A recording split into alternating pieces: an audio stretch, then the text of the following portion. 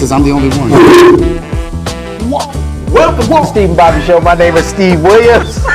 Another day, and I'm here, of course, with Bobby Greer too. Hey, we're learning. Don't get on us yet. Hey, so I appreciate you guys for tuning in today. We got a bunch of stuff we're going to be talking about. All kind of stuff that are pretty important. That's been hitting the airwaves lately. As of late, look at he's ready. Look at him. We got to keep ourselves calm today. Yes.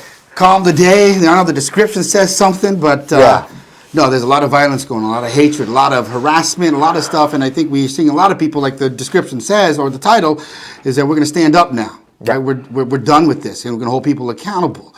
And this kind of brings us back to something that we brought up quite a bit ago on the Steve and Bobby Show. We had a show about this particular incident, these things that we watch at Climb, and there was a really good rap video that came out from a group called the Year of the Ox. It's called Viral. And I want to show you this video real quick. We're going to get this video up for you, and we'll talk right after it and see, what it predicted and what it said it was like. Tell them to move, because he's standing right fucking next to me. I don't want him under me. Tell him to move. Tell him to move. Move. Why is that? Why can't I sit next to you? You better move. Why can't I sit next to you? You better move. Why can't I sit next to you? You better move. Look, I gotta be honest on this track, so I wanna be earnest. After 9/11, I remember seeing turbans and getting nervous. My friend called me out and said I'm being an ignorant person. Said I was being racist, I had to take it cause I deserved it. Listen, I wanna be honest, so I give you facts.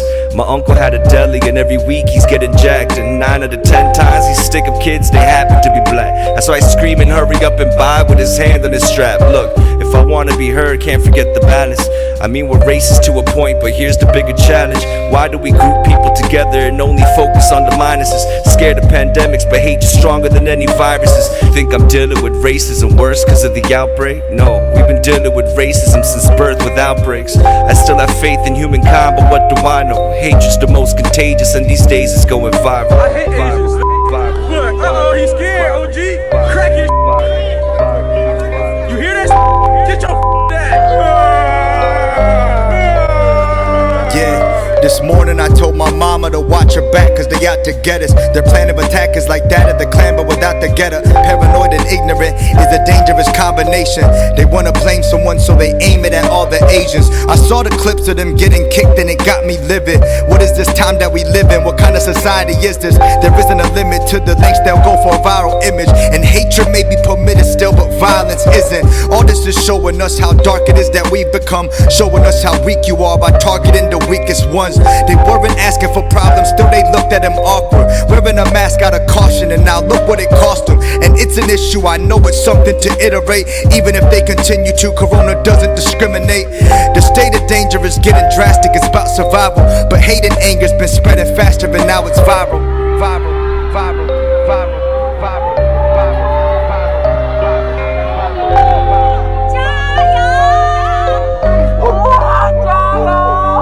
Fear makes people do crazy things, your mind switch to auto.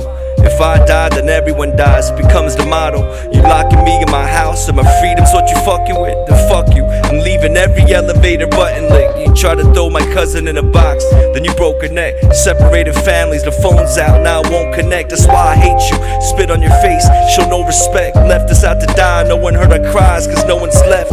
You know the story, Asian boy, bully, chink boy, small dick boy. And nowadays they call him sick boy, they quarantine him at school, you know how kids do it. This point, his spirit destroyed after school, goes to his dad's desk drawer and finds the pistol. Loads and shaking so much and just points at himself while crying, fuck everybody that I know. Am I the only one right now that's feeling suicidal? And he shoots himself in the face and he dies and it goes viral. Look, we're going to have other comments of a similar tone.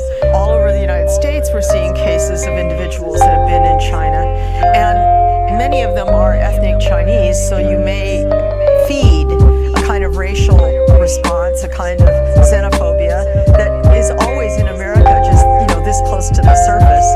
Give it a little scratch and boom, out comes the racism. So I think we're in very dangerous territory right now, where we need not only infrastructure guidance but moral guidance in how to respond to a frightening epidemic.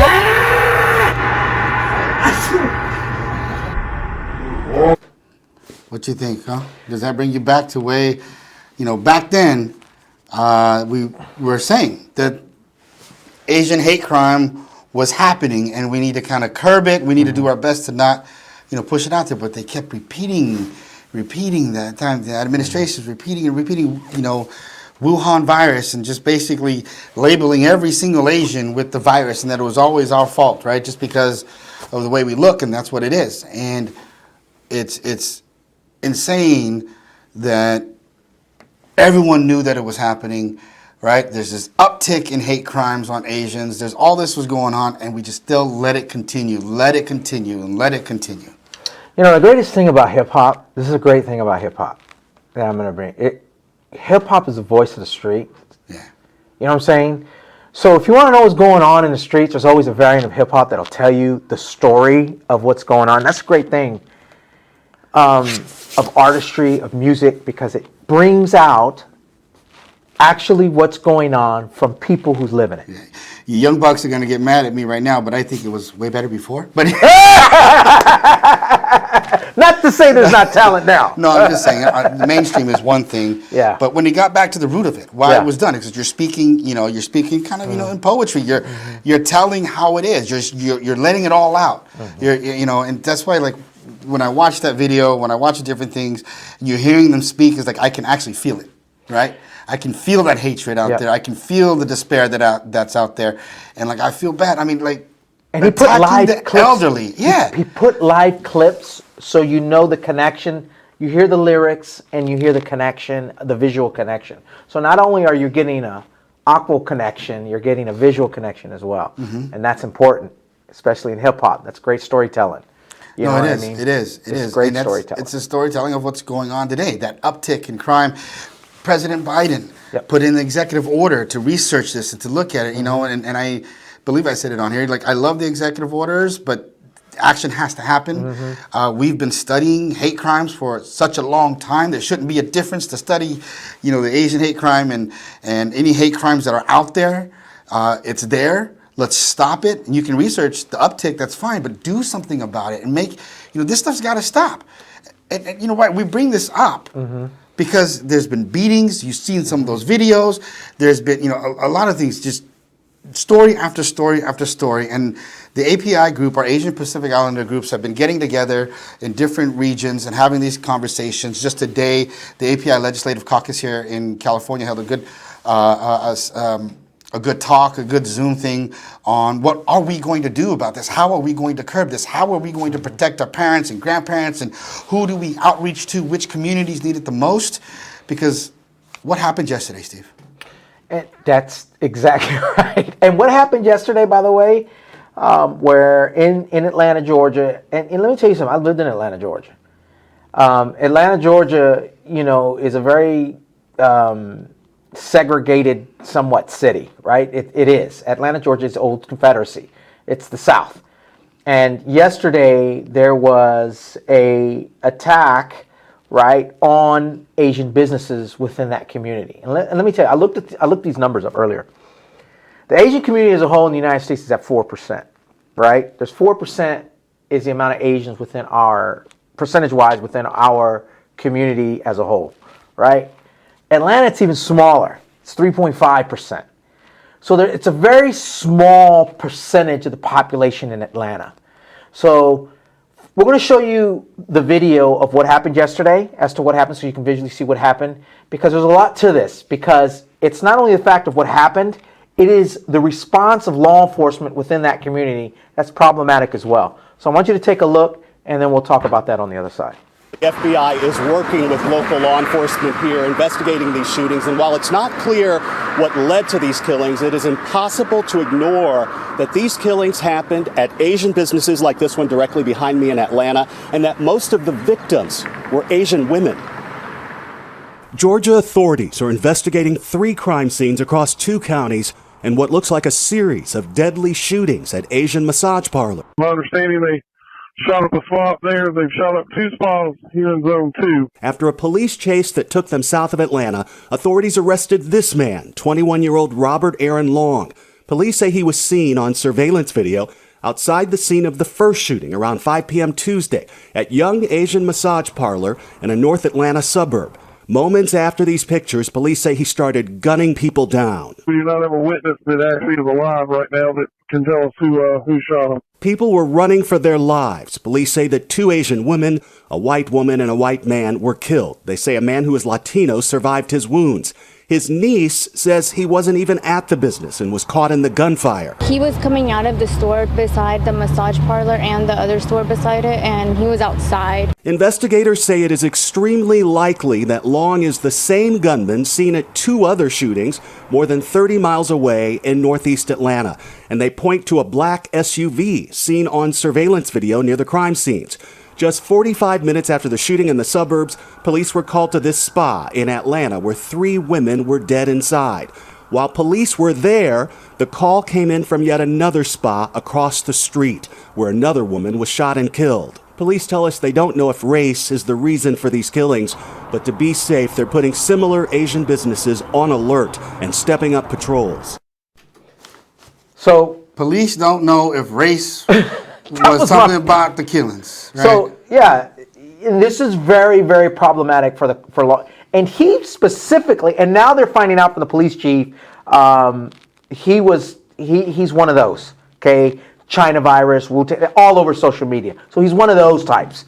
Okay, so understand where that's coming from. Second of all, I just told you the percentages: 3.5% of Asians within the Atlanta community. Okay, 3.5%. You're going to tell me at that low percentage rate that the assailant, the white male who's going around, there's massage parlors of all different ethnicities in Atlanta. And let me tell you, I've lived in Atlanta. They're all black, white, Asian, Hispanic. There's all types. I've been there at about the same rate.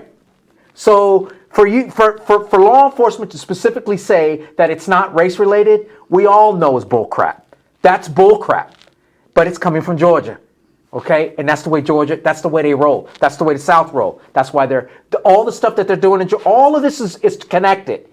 All of it is connected.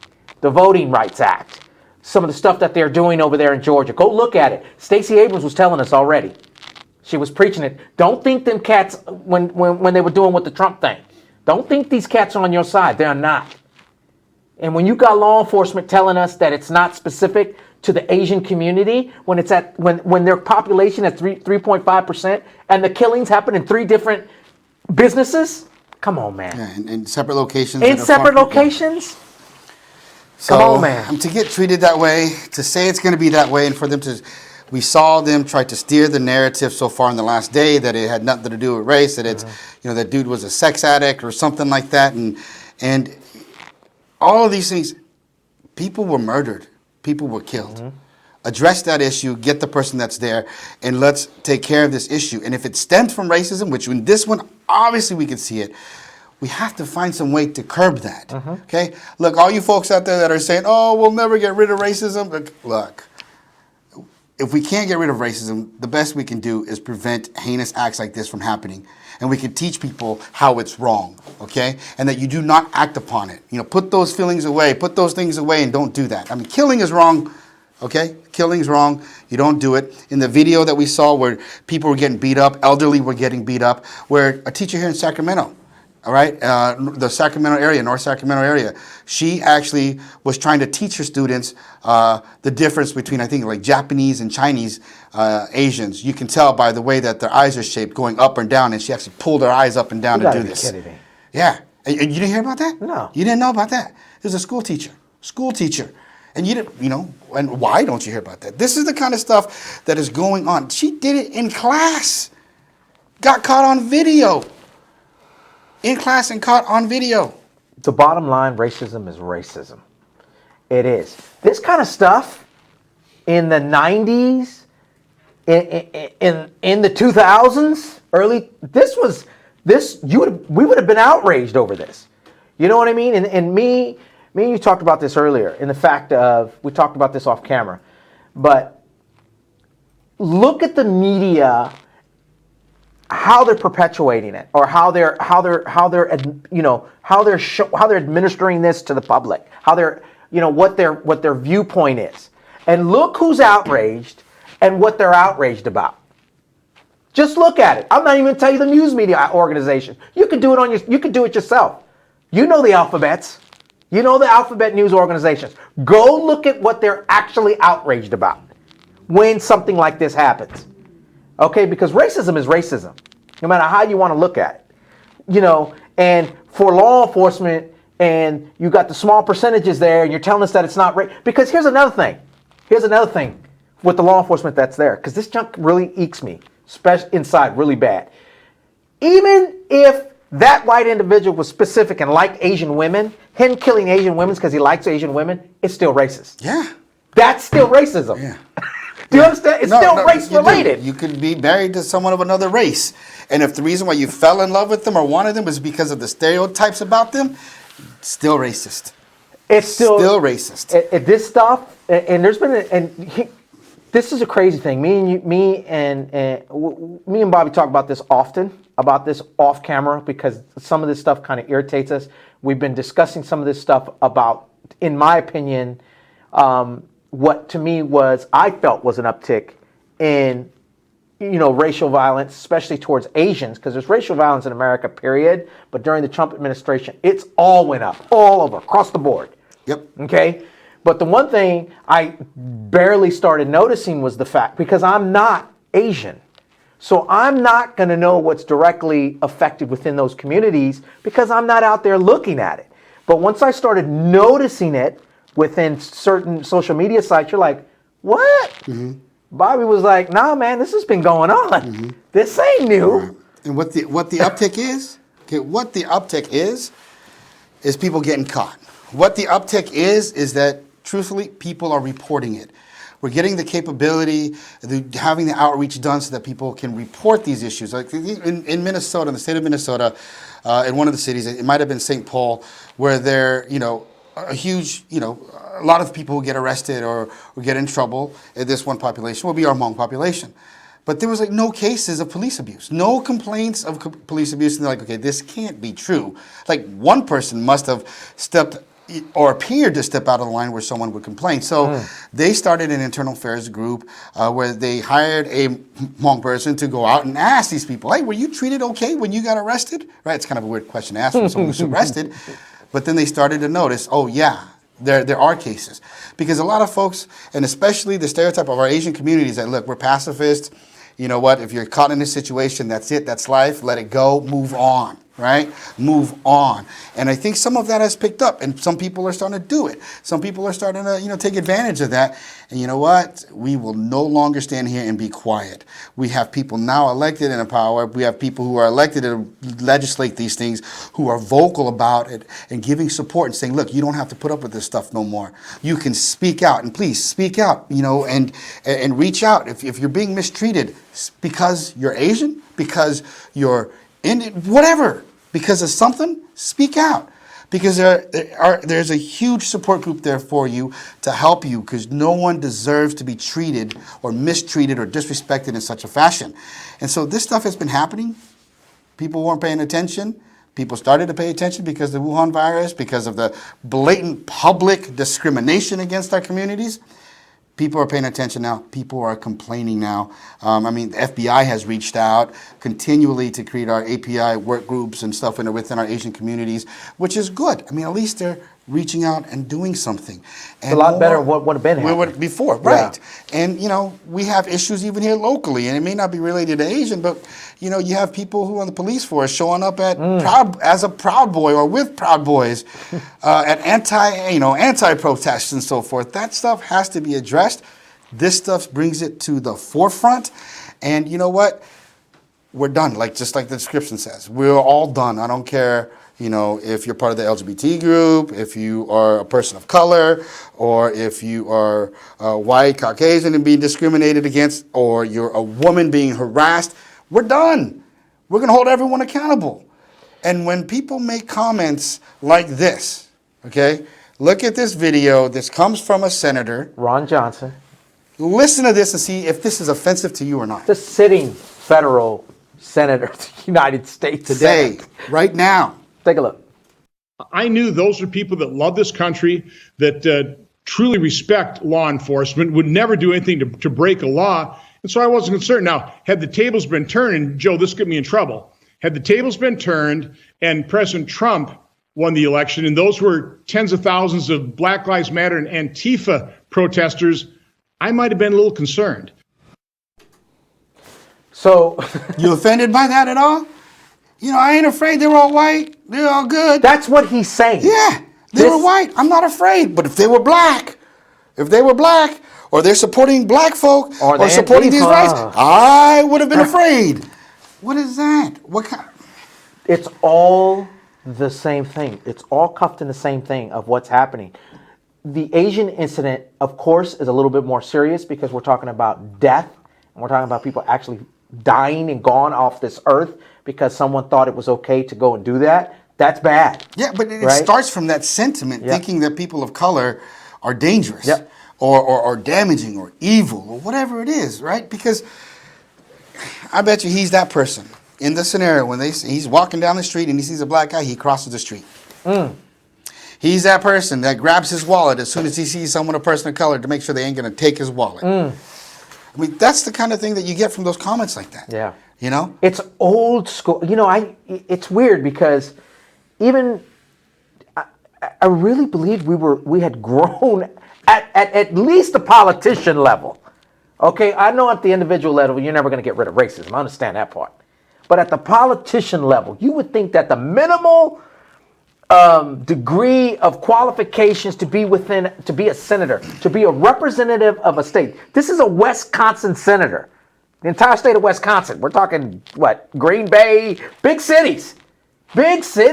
Oshkosh, all the big cities. Milwaukee. There's some big cities there. This guy represents that entire state, or at least 50% of it, because he's half of two, because he's a senator. This guy is in the position of making laws, and he's making racial comments like that. And when we allow that to happen, and we desynthesize the idea of it's okay for white protesters, but it's not okay for people of color protesters, no matter what color they are, because they can be there's all kind of protests, whether it's Hispanic protests, Asian protests, black protests, don't matter. What he's saying is that the white protesters are okay, and the black in this particular argument, and the black protesters were not. And it's why it's okay. I mean, he didn't really say that it was okay that it's white folks. There's no danger because they're white. But it's dangerous if they were there to support people of color, right? And that's not right in any way, shape, or form. And you're right. Our elected leaders should believe better than that. They should be able to apologize. They should be able to learn. I get it. You maybe someone who's part of the old guard, and you're learning to speak differently. Right. Political wise. And if you're not past it, understand where we are. Represent the people that are building you and building your state, and building your city or wherever you represent. And apologize and learn to hold your tongue and not speak that way, because you are purposefully leaving people out, and you purposefully or subconsciously, whatever it is, but you are definitely hurting certain sections of groups. And if you do it, apologize and be sincere and grow from it. And if you don't, you really don't belong there. And we really shouldn't elect folks like that. We should impeach them and get them out of here. Right? And we are growing. We are not being pacifist, and we are getting stronger and stronger and being more and more vocal. And we're going to ask for things to be put in legislation that will prevent this. And we don't need leaders in there that can't apologize and can't learn from their mistakes and can't make us, realize that that's not who they are, if that's really not who they are. Right? Because, that's what has to happen. And we're seeing that happen right now in our Asian community, speaking up, holding these meetings, and people of power writing legislation and doing things. But we have to keep moving forward. In order to get over the racism stuff, we need real equitable opportunities. We need leaders who are going to promote that and stop it. And it isn't just about race, right? We look at, we talk about the LGBTQ area. We are still fighting for equality for women, equal pay, and all, and so politicians need to be able to be to apologize for mistakes they've had, okay, or things that have happened. And right now, we're seeing people held accountable because, there is the Me Too movement. Women are speaking up. People are backing them up. Power to you. We're going to make this happen. And Cuomo. Yeah, because Cuomo. Come on. Seriously. And this is so we just talked about this. It's cross-party lines. It ain't just Republicans. And it's not just the racial issues. We're talking about civil rights and civil liberties for everyone, right? Transgender, I can't think of the actual term of it, but there's a term where LGBTQI communities, right? Are any racial or ethnic communities. All of this is intertwined together. This is all civil liberty. This is the things that Donald Trump, during his administration, was trying to chip away. Their argument is there's no more racism. It's gone, so we don't need no more protections. Take it all away. Right? And they did. They did some. And I'm glad that we were able to get rid of the stuff they put in place. And now they got Georgia with the civil rights legislation being taken away and stripped in 2014, right? They stripped that away because they went to war over that. They stripped it away. Look at what Georgia, look at what Texas, look at what Oklahoma. We talked about this last week. So on the Cuomo thing, what Bobby was about to bring up now, women right is just as important. Women's sexual assault is just as important. It's all intertwined together. And what Cuomo did, I don't care if he's a Democrat, I don't care if he's a Republican, it doesn't matter. If what he does and the investigation comes out that he actually did it, now we're talking 6, 7 women now. If this comes out to be true, and this is what's happening, and because now he's apologizing, so he's kind of admitting to the fact now, because now he's apologizing to the fact that, oh, maybe I messed up. Oh no, maybe you just got caught. Why don't you take a look at this video, and you'll see what we're talking about on the other side there. So far in total, more than 120 lawmakers are calling for the governor to resign, with 60 of them signing a press release yesterday saying, quote, he has lost the confidence of the public and the state legislature. Now, earlier this week, a 6-woman alleged sexual misconduct by the governor. The Albany Times-Union reports a person with direct knowledge told the newspaper that Cuomo aggressively groped a female aide late last year while she was alone with him in his private residence where she had been called into work. The governor's acting counsel said a lawyer for the aide said she did not want to file a police report, but the governor's office still had to report the allegation to police as required by state policy. But yesterday, the New York Times reported that police said the incident may have risen to the level of a crime, although they had not opened an investigation. In response to the allegation, Governor Cuomo said, "I have never done anything like this. The details of the report are gut-wrenching." So understand, okay? Sexual assault of any form is wrong. Racist attack of any racial or ethnic group, even minorities against white folks, is wrong. It's all wrong. Using your power, using your ability, using your power, using your ability to gain sexual advancement is wrong, right? Everybody that's a manager in California, you got to take these classes, you got to learn that stuff, and it's absolutely wrong. We don't condone that. And being a politician, a leader, and you have people trying to move up the ladder, if you're using sex for people to be promoted, that's wrong. Okay, don't think that you can do things that are uninvited. Like, look, in the past, a kiss on the cheek was okay. It was kind of cultural, right? Because I ask that people are culturally competent when you're dealing with people from another culture. Okay, we do that. That's how my clinics run, right? It's all about cultural competency, teaching people how to deal with different cultures, how to address them. And at one particular time, it was okay in our culture for someone to give you a kiss on the cheek as a term of, as a meaning, a show of endearment. Whether it was, in general, like I'd say, like an older woman can come to you and give you a kiss on the cheek, right? Like, oh, it's good to see you, and give you a kiss on the cheek. That's kind of normal. But today, it's not, and it still happens, but it happens out of that, that cultural treatment, like that pattern and that, what they had, and it's kind of not right, but at the same time forgivable. If you ask for forgiveness and if you sincerely mean that you are sorry. But when you're told that that's wrong and you continue to do it, and if you're a leader and you're not trying to pay attention, because things change every day. culture is starting to change, and there's certain spaces, right, are not acceptable. And so, and certain things you don't say that maybe you could have said before. As a leader, as a person who is supposed to be representative for diverse communities, you need to continually educate yourself. And when you go wrong or you say the wrong thing and you just did not know, most people are forgiving. Okay? It's like, oh, you didn't know that. Well, here you go. Because sometimes, we get checked. Like, hey, that's offensive. Like, really? Okay. I learned something new yesterday. Let me tell you. I don't know if you know this, but, okay, so we learned a long time ago. And like what we always felt, that term alien is kind of wrong, okay? And to call someone a human being an alien, that's wrong. They're a human, okay? And that started to come out of it. Some people still like to say it, and they won't accept it because it's kind of changing their lingo and stuff. But you got to realize how it hurts people and how it makes them feel. I learned yesterday kind of a better term, because it actually encompasses it all, is homeless. Is that not all people who don't have a shelter are homeless because they call certain places their home. And so we are starting to make a movement towards unhoused, because they aren't housed. They're unsheltered, unhoused, and moving towards that way, because homeless carries a certain demeanor. You and I, we use social media apps and stuff like that to use, maybe not post our own stuff. But some of them that touch the heart is watching folks who don't, they're unhoused and they're cooking food or showing you how they survive and live.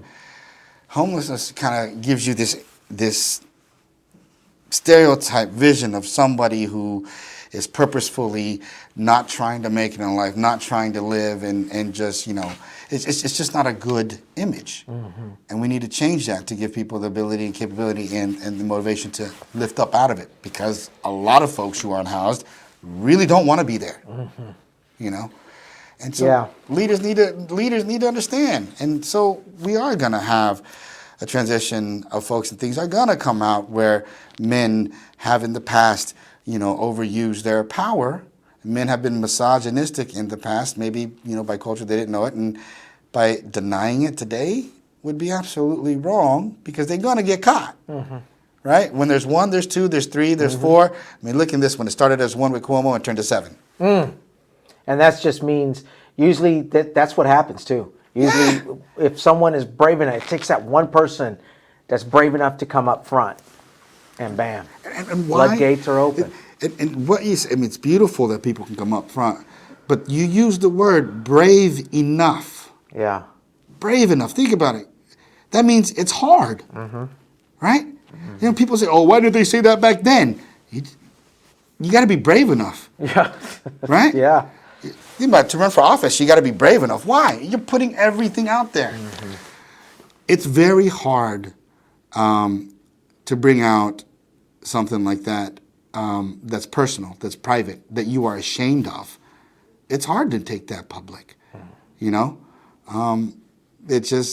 It's hard. And so for these folks that are able to come out and do this, and remember, this is men and women, both sides. People are abusing the power, and today we are getting some women who are abusing their powers, and we've seen some, famous people come out about it too, where, especially in the entertainment industry, women have used their power on production or film to get men to do certain things for them, to get parts, to, get that opportunity. That's wrong too, all of it. All of it is wrong. We are not going to stay quiet. We are going to speak up, and we are going to speak out, and we're going to make sure that change happens, because it's done.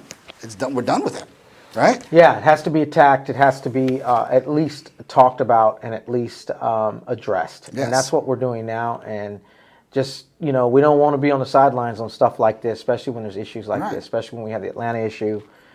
We got Ron Johnson, a sitting U.S. Senator, making literally racist comments.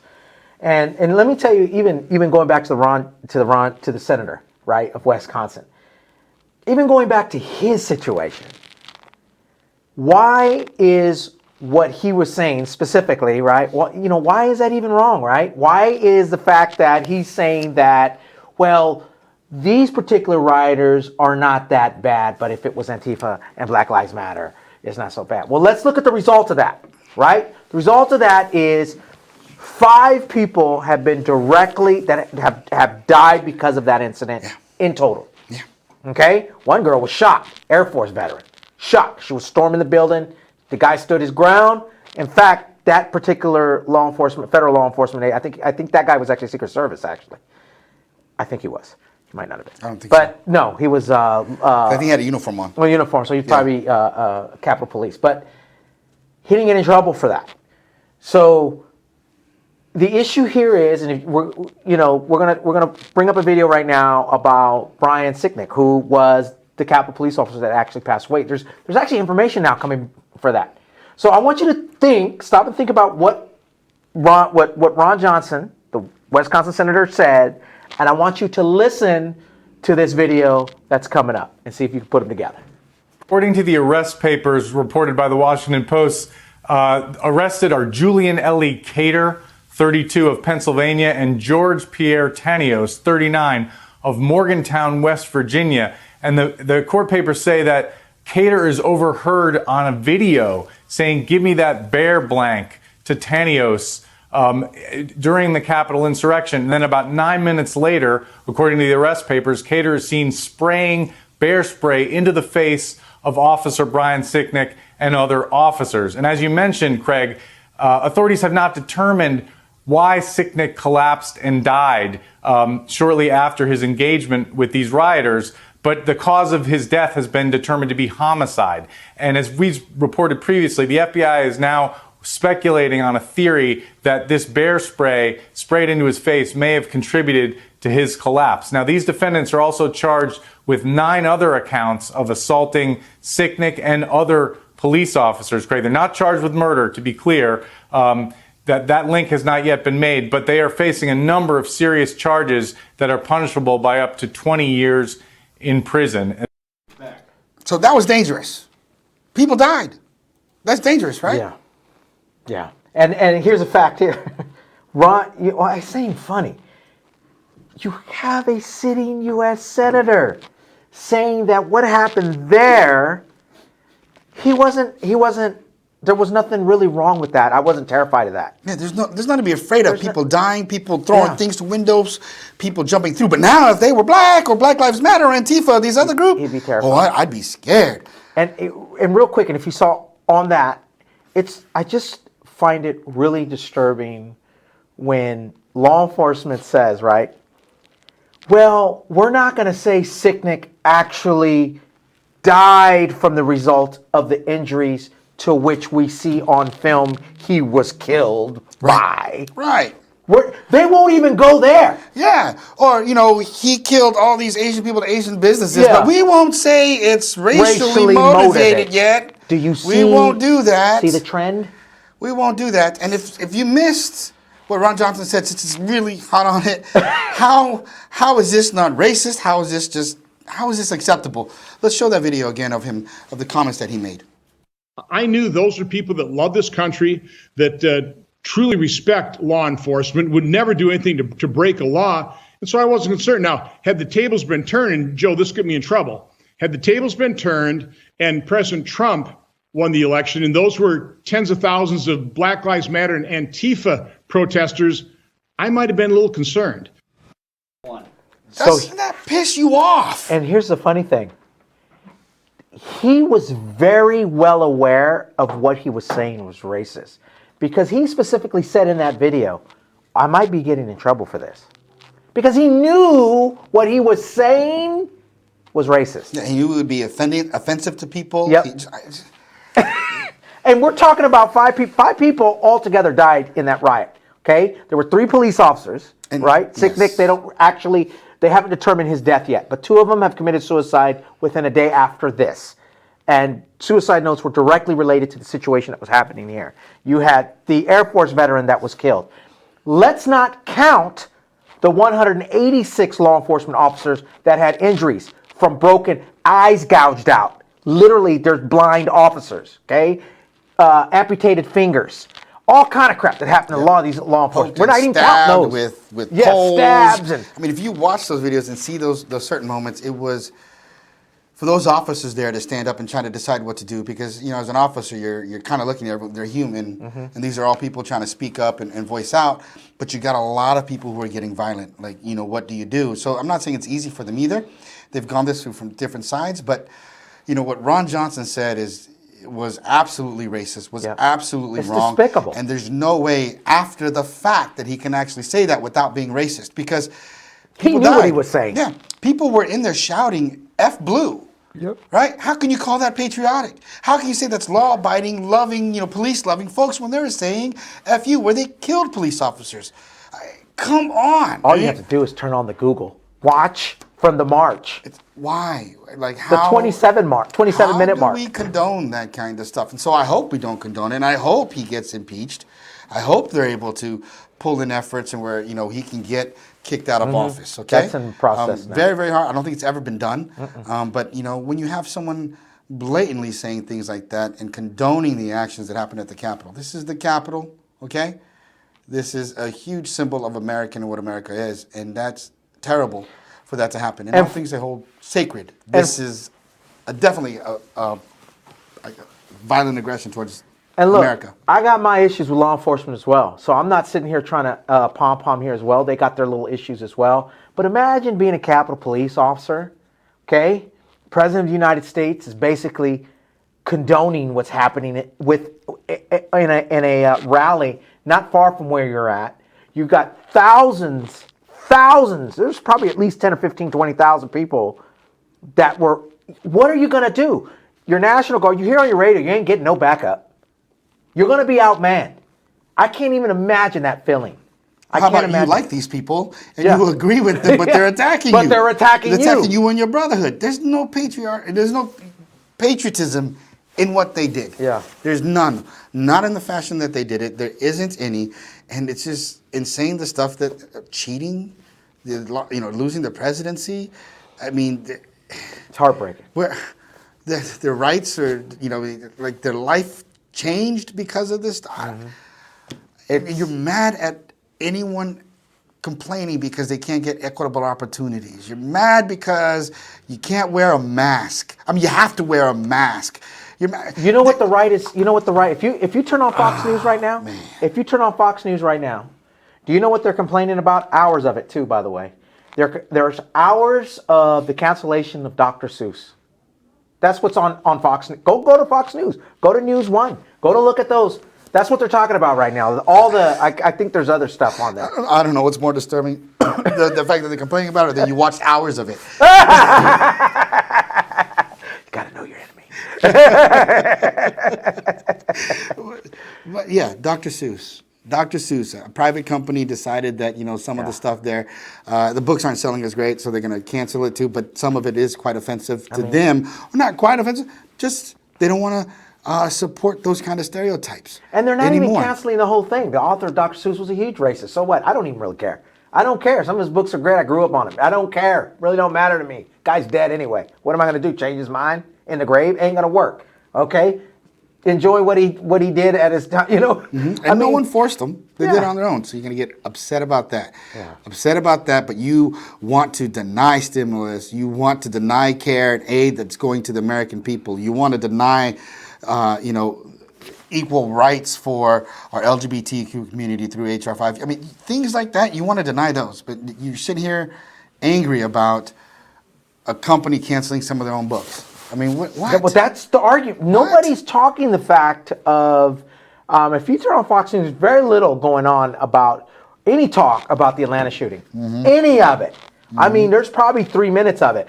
And maybe now, because I ain't been watching it, now that they have actual law enforcement saying, oh, it ain't racial attack, so now they'll just attack whatever that, it's a sexual, that's the way they'll approach it. See how long it takes to get silenced. Yeah, to get silenced. This is the kind of stuff that's agitating. Cuomo, what he's doing with the female junk. This is bad. Yeah. It's bad. It needs to be addressed. And we can't have it. So, this is... me and Bobby talk about this off camera all the time. We Democrats hold our politicians to a higher standard. Okay? We saw it with Al Franken. We saw it with a bunch of our politicians. Winker Weiner out of New York. All day long. Democrats don't tolerate this stuff. Okay, we'll go after you. You know what I mean? They'll impeach you for it. And we don't play that mess. So is it right? Because when Republicans, there's a ton of Republicans that are doing all kind of crazy stuff that, sitting President Donald Trump had 20 21, 22. He had an underage girl that's suing. Right. And there's cases that are out there. So, I mean, look, as Democrats, we're not going to get the perfect candidate.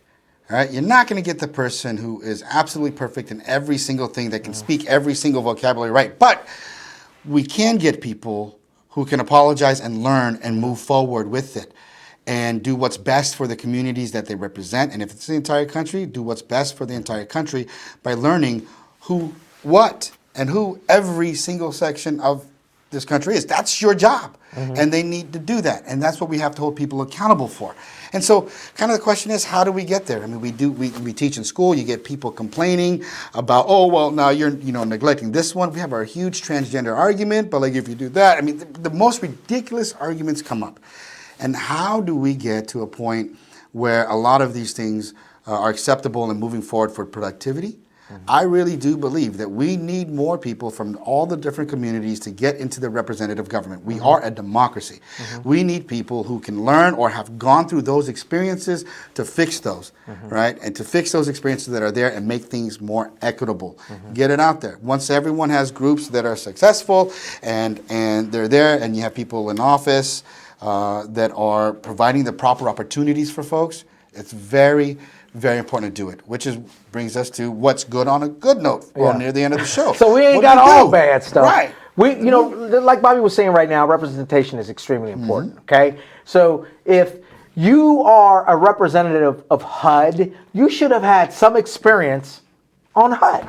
Right. Right. I mean, HUD is housing and urban development. So you should have some knowledge of that. You shouldn't be a neosurgeon and run HUD. Never bought a home. Ben Carson. Living in a...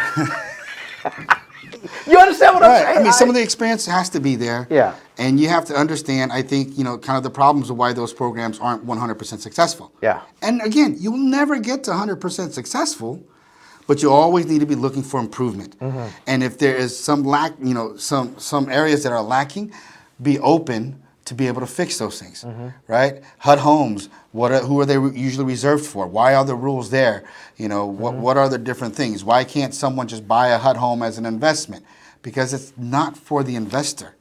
It's for the person that is either struggling or trying to get into can't afford the down getting payment. a home. Right. Yeah. There's certain things there. And if someone can't afford a down payment and they're trying to find a better home to move up in the world, because most people with homes tend to be more successful in a sense, in maintaining food on the table for their family. And this is an opportunity to get there. The program has to be there. And the question is it successful? Are people able to get into these programs? That's what we have to do. Biden gave a great speech about some of this stuff, not particularly HUD, but ensuring that we can present opportunities to other communities, because if they don't know the opportunity is there, how can they grab it? It's very important to do that. And representation, that's why whether, where you stand, like with someone like, say, Kamala Harris, right? She's the vice president of the United States. That's representation, right? There's young girls young girls, period. She's the first female vice president, period. Right? African American, white, don't matter. She's the first. So there's a young girl looking at that TV. They're looking at it, just like when Barack Obama was president. They're looking at that TV and they're seeing someone that either represents them or looks like them. And for them, it's representation. That's extremely important. That's why the last thing we want to do, because we want to end this in a really good note, not just all negative. Deb Haaland's Secretary of Interior is probably, in my opinion, Joe Biden's best pick, solely off representation. Not the fact that she is absolutely qualified. She's a congressional leader out of New Mexico, but she's Native American. She's representative of her community. She's a fighter of lands. That's her thing. In fact, when she was running as a congressional leader, that is what she was fighting for. If you're a Secretary of Interior, that is what your job entails you. You shouldn't be an oil exec and be Secretary of Interior, because what you as an oil exec is just going to simply do is try to find oil on this land. Okay, you need someone that really loves the land, that loves it. And Deb Haaland is a great example of that. I think Absolutely, Biden, even better than Kamala Harris. Because that is one hill that, you know, the community actually had to climb to do it, because she's Yep. also the first, right? The first Native American of descent, right? Yep. To actually hold this position, right? 200 plus years in the making. It took time to get there. You know, some of us get very proud, like, man, it's been 100 years since this has happened. She's, you know, blazing those trails, making sure it's there. But again, it's someone who has that experience and knowing it, and maybe, you know, not having the experience of living it in that sense, but having the experience of living, listening to the history of her ancestors having to go through this. Okay? Oh, that's so important. Many people can't experience that and can't know that. So important. And you get that in there, so you have that avenue. You have that different lens to look at something, to make the better decisions on it, and to know what's most important about it. And in the land that's going to be given up for drilling. We had a beautiful conversation with Nate Taylor. He's a Native American representative chairman in Washington. We actually had him. He came on the Steve Bobby show and kind of discussed some of these things, Indian casino issues, really important issues. And I had this conversation with him recently about this, about her nomination and how important it is for Native tribes. And they are ecstatic about this because they understand that their voices are going to finally be heard. Yes, and that's how we get rid of this stuff. That's how we get rid of the violence and the hatred. Yes, in the beginning, the change, people will be resistant. Some of those other folks call it, you know, the other folks, like racist folks, will call it genocide. I heard that, I think it's David Duke or what's his name? Duke, something, the KKK Louisiana? dude or KKK, something? yeah, David Duke. Yeah, saying that it's genocide is being performed in America on white folk because they're taking our jobs. What? So you'll hear that stuff. Don't let it get to you. Yeah. Because what's happening is that there's going to be equal representation across the board and equal opportunity. And at the point that, you know what, you're getting the job, you're getting the opportunity is not based on your ethnicity, but it's based on your capability. And knowledge of the job to which you're being elected for. Yep. And as we can build the capability from, you know, ground up, from when they start going to school, right? You build equal opportunity in those areas. You build, the equal teaching and education, and somewhat equitable, right? Because it's not that way right now. Okay, some students enjoy the love of great technology and internet, and some schools have no internet. Come on, right? I spoke to some kids. They're like, "What? There's schools that don't have internet? How do they do anything?" I go, "I'm not talking about playing games." I'm talking about doing the homework. They go, yeah, that's how we do our homework. We get on the computer. We research and we look. And here they are, they don't have it. I heard some kids students saying, I should give them my tablet. That kind of heart is coming out. But guess what? Those kids would never have thought of the ones that live in poverty, or maybe not living in poverty, but in school districts where they cannot offer internet. Now they know. And now they can gear towards, their ideas that they're building now to be able to provide assistance in those areas, to provide equal educational trainings, equal, environmental standards. And we get there, then we can stop talking about all this race stuff. But until our representation is kind of a representation of the communities that we live in, we won't get there. So run for office, be a candidate. And if you disagree with me, you still need to do the same thing, right? If you think all the issues that I'm talking about are completely wrong and it's not representative of the community, you need to have your voice heard too. But run for office, advocate for stuff. Just don't sit there and complain. And that's what we need. We need people who really believe in these things to move into office. And for all those of you that are watching this show, we have more of a progressive base as well. Run for office. We need you out there. We need good people to run for office and, get the support, show what you're talking about, have that experience, get in there and do stuff. And a prime example of that is, real quick, we're going to have a video of Deb Haaland too, because her confirmation is historical. So we'll have that video. But I want to say this really quick, especially with the idea of what's happening in Atlanta with the Asian shootings and killings.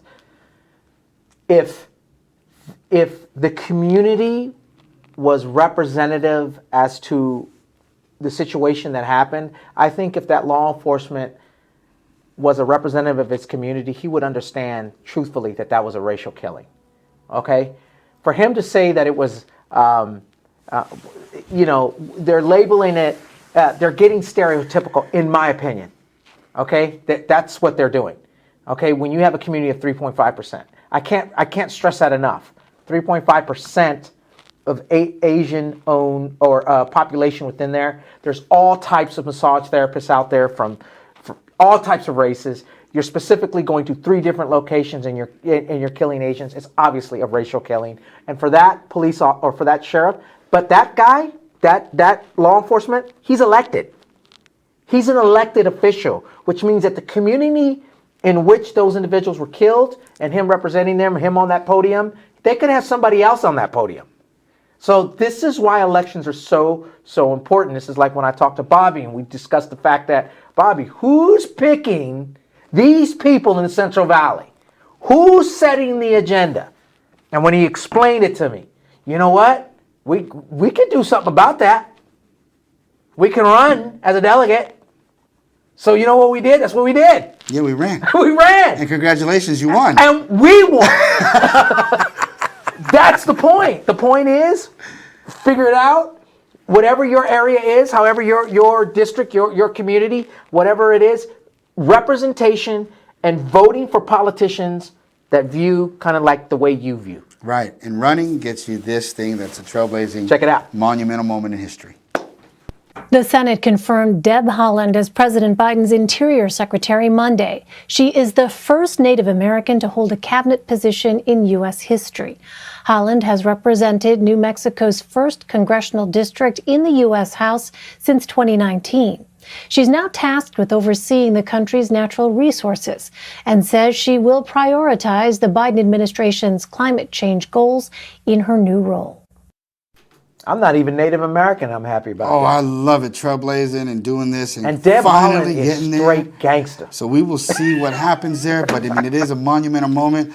And you know, within all the dark that we talked about in the beginning, you know, the light of hope comes from us taking action and standing up, just like our title says, right? All of this hatred, it needs to stop. You need to stand up, voice up, and if you think that nothing will get done because, you know, nothing's getting done, look, they are getting done. People are getting elected. You just saw that. Things are happening. We're getting, you know, trailblazers all over the place. A lot of firsts. People are being heard. So what you got to do is keep your head up, speak out, hold people accountable, and if you can, run for office or find good people to actually run for office and be good representation of the community, right? And even really quick, even if you can't run for office or you feel like you don't have that type of personality, phone bank. Mm-hmm. Do a couple, do even just, you could, anything. Put stickers on pamphlets. Yep. That stuff helps these candidates that are running. Mm-hmm. We had a local person within our slate, our progressive slate, that was running for city council here locally. And, you know, a lot of our people within our slate was trying to help to make sure that happened. There was a lot of people involved in it. And you know what was really great about that? Really quick, I know. I really liked her campaign because she had a lot of high school, 16, 17-year-old kids that were saying, you know what, I want to go here to Washington, D.C. I can think of is it Georgetown? Georgetown, really good poli-sci college that's out there. I can't think of it right now. Maybe it's Williams or something like that, Williams College. Very good. These kids, 16, 17, within their own campaign, were already thinking of this stuff. Yes. That's why it's so important. Yes. It's so important. We have to breed this. We have to do this. We have to breed our children, our folks, to think about their future, their generations too, and we got to make this right so we get out of all that big mess that we were talking about in the very beginning. You thought that the civil rights movement, you thought that all that stuff was over. It's not. We're still right in the midst of it, and we got to make things better, and we do that by taking representation. And I'm glad for the fights that happened before because it allows us now to actually represent, to actually run. So good things are happening. We have to keep that going and keep the focus there. Okay, guys, let's get rid of it all. So thank you very much for watching the Steve and Bobby Show. We really do appreciate it. We'll catch you on the other side.